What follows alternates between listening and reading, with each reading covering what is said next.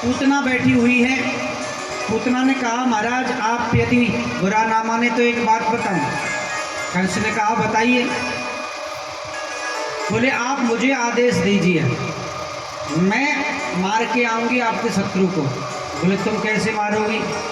बोले पूरे ब्रजमंडल में घर घर में जाके देखूंगी और 1 महीने के अंतराल में जो भी बालक ने जन्म लिया है उस बालक को चट कर जाऊंगी, मेरा पेट भर जाएगा और तुम्हारा शत्रु मर जाएगा।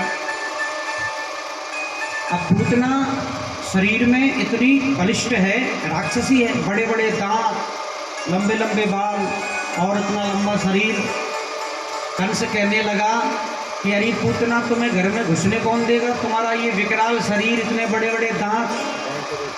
वो कहने लगे, बोले महाराज चिंता मत करो, आजकल बहुत ब्यूटी पार्लर खुल रहे, ऐसी डेंटिंग पेंटिंग करवाएंगे कि कोई पहचानेगा ही नहीं। प्रेम से बोलिए राधे राधे। हाँ, और महाराज पूतना वहाँ से सीधी गोकुल को निकल लेती है, पूरे ब्रजमंडल में घूम घूम कर देखती है और जैसे ही गोकुल में पहुंचती है तो वहाँ भीड़ देखती है, 10 आ रहे हैं, 10 जा रहे हैं, 100 आ रहे हैं, 100 जा रहे हैं। पूतना ने विचार किया यहाँ कोई बड़ा ही उत्सव मन रहा है, देखते हैं। तो पूतना ने सुंदर रूप बनाया, सुंदर स्त्री का रूप बनाया, श्रृंगार किया और नंद बाबा के महलों में प्रवेश करने लगी। जैसे ही महलों में प्रवेश किया तो महलों के दरवाजे पर ग्वाल बाल जो है बधाइयाँ गा रहे थे।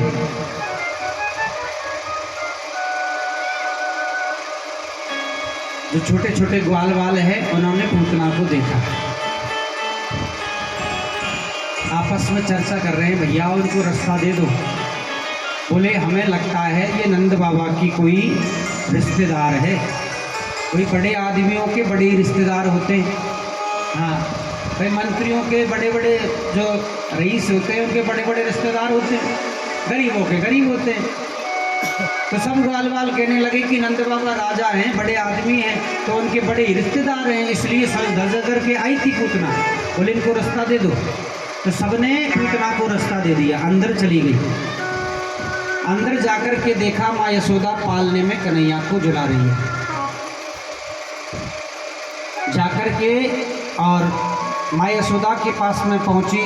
माँ यशोदा ने उनको नमस्कार किया कि अरे बहना तुम कौन, मैं तुम्हें पहचानी नहीं। पूतना कहने लगी, अरे बहना यशोदा तुम मुझे पहचानोगी भी नहीं, मैं तुम्हारी दूर की बहन लगती हूँ।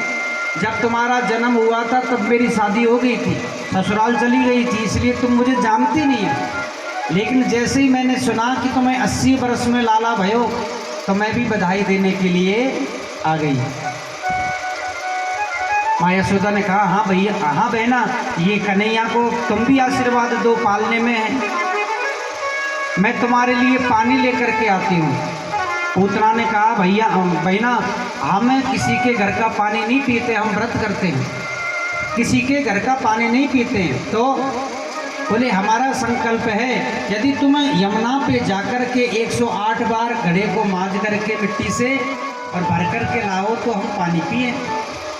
अब माँ यशोदा बड़ी भोली है, बोले बहना तुम जब तक कन्हैया को खिलाओ मैं अभी यमुना से दौड़ करके पानी लेकर के आती हूँ। माँ यशोदा घड़ा लेकर के यमुना पे पहुँच जाती है और इधर पूतना